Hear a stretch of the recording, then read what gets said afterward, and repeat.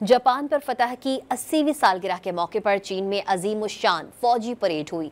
Beijing में 80वीं यौम फतह की तकरीब से खिताब में सदर शी जिनपिंग ने वाज़ेह किया कि चीनी कौम कभी किसी धोस जमाने वाले से मरऊब नहीं हुई। परेड में एटमी हथियार ले जाने की सलाहियत के हामिल मिसाइल्स और स्पेस वॉर समेत जदीद तरीन चीनी फौजी टेक्नोलॉजी की नुमाइश की गई। तकरीब में वज़ीर आज़म शहबाज शरीफ और रूसी सदर व्लादिमीर पुतिन समेत 26 आलमी रहनुमा शरीक हुए।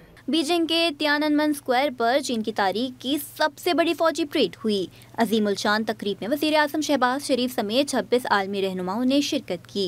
चीनी सदर ने मेहमानों का इस्तकबाल किया।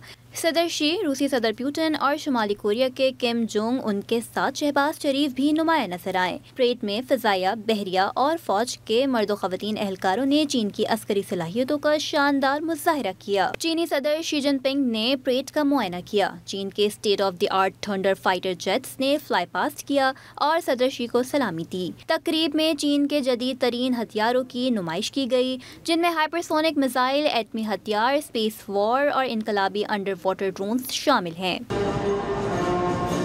अपने खिताब में सदर शी ने अमेरिका को पैगाम देते हुए कहा कि चीनी कौम कभी किसी धोस जमाने वाले से मरऊब नहीं हुई। जितने भी मजबूत हो जाएं, तौसी पसंदाना रास्ता इख्तियार नहीं करेंगे। उन्होंने कहा कि दुनिया अमन या जंग के फैसले के दोराहे पर खड़ी है।